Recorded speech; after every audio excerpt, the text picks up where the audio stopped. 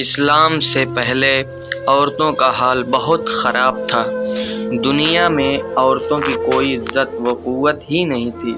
مردوں کی نظر میں اس سے زیادہ عورتوں کی کوئی حیثیت ہی نہیں تھی کہ وہ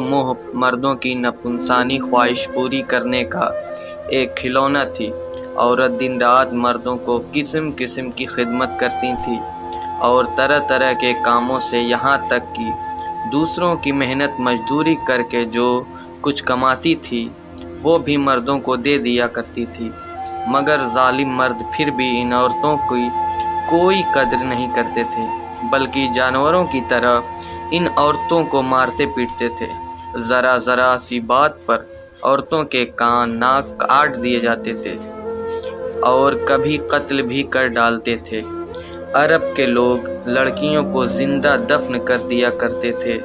اور باپ کے مرنے کے بعد اس کے لڑکے جس طرح باپ کی جائیداد اور سامان کے مالک ہو جایا کرتے تھے، اسی طرح اپنے باپ کی بیویوں کے مالک بن جایا کرتے تھے اور ان عورتوں کو زبردستی لونڈیاں بنا کر رکھ لیا کرتے تھے۔ عورتوں کو ان کے ماں باپ، بھائی بہن یا شوہر کی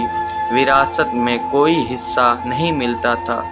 نہ عورتیں کسی چیز کی مالک ہوا کرتی تھی۔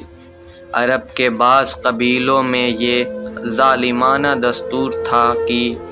بیوہ ہو جانے کے بعد عورتوں کو گھر سے باہر نکال کر ایک چھوٹے سے تنگ و تاریک جھونپڑے میں 1 سال تک قید میں رکھا جاتا تھا۔ وہ جھونپڑے سے باہر نہیں نکل سکتی تھی، نہ غسل کرتی تھی، نہ کپڑے بدل سکتی تھی۔ کھانا، پانی اور اپنی ساری ضرورتیں اسی جھونپڑے میں پوری کرتی تھی۔ بہت سی عورتیں تو گھٹ گھٹ کر مر جاتی تھی اور جو زندہ بچ جاتی تھی تو 1 سال کے بعد ان کے آنچل میں اونٹ کی مینگنیاں ڈال دی جاتی تھی اور ان کو مجبور کیا جاتا تھا کہ وہ کسی جانور کے بدن سے اپنے بدن کو رگڑے، پھر سارے شہر کو اسی گندے لباس میں چکر لگائیں اور ادھر ادھر اونٹ کی مینگنیاں پھینکتی ہوئی چلاتی رہیں۔ یہ اس بات کا اعلان ہوتا تھا کہ ان عورتوں کی عدت ختم ہو گئی ہے۔ اسی طرح دوسری بھی طرح طرح کی خراب اور تکلیف دہ رسمیں تھیں جو غریب عورتوں کے لیے مصیبتیں اور بلاؤں کا پہاڑ بنی ہوئی تھی، اور بیچاری مصیبت کی ماری عورتیں گھٹ گھٹ کر اور رو رو کر اپنی زندگی کے دن گزارتی تھی۔ ہندوستان میں تو بیوہ عورتوں کے ساتھ ایسے ایسے دردناک ظالمانہ سلوک کیے جاتے تھے کہ جن کو سوچ سوچ کر کلیجہ منہ کو آ جاتا ہے۔ ہندو دھرم میں ہر عورت کے لیے فرض تھا کہ وہ زندگی بھر قسم قسم کی خدمتیں کر کے پتی پوجا، شوہر کی پوجا کرتی رہے اور شوہر کی موت کے بعد اس کی چتا کی آگ کے شعلوں پر زندہ لیٹ کر ستی ہو جائے، یعنی شوہر کی لاش کے ساتھ زندہ عورت بھی جل کر راکھ ہو جائے۔ غرض پوری دنیا میں وہ بے رحم اور ظالم مرد عورتوں پر ایسے ایسے ظلم ستم کے پہاڑ توڑتے تھے کہ ان ظالموں کے داستان سن کر ایک درد مند انسان کے سینے میں رنج و غم سے دل ٹکڑے ٹکڑے ہو جاتا ہے۔ ان مظلوم اور بے کس عورتوں کو مجبوری و لاچاری کا یہ عالم تھا کہ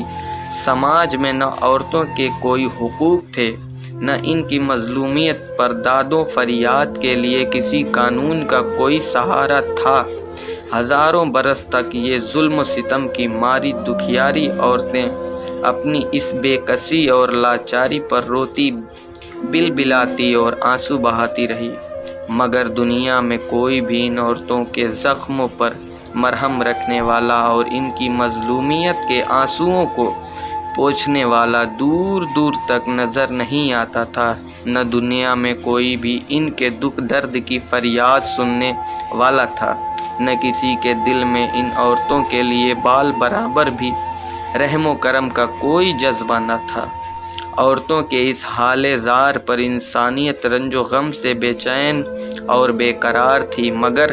اس کے لیے اس کے سوا کوئی چارہ کار نہیں تھا۔ کہ وہ رحمت خداوندی کا انتظار کرے کہ غیب سے کوئی ایسا سامان پیدا فرما دے کہ اچانک ساری دنیا میں ایک انوکھا انقلاب نمودار ہو جائے اور لاچار عورتوں کا سارا دکھ درد دور ہو کر ان کا بیڑا پار ہو جائے۔ چنانچہ رحمت کا آفتاب جب طلوع ہو گیا تو ساری دنیا نے اچانک سے یہ محسوس کیا کہ جہاں تاریک تھا، ظلمت کدا تھا، سخت کالا تھا،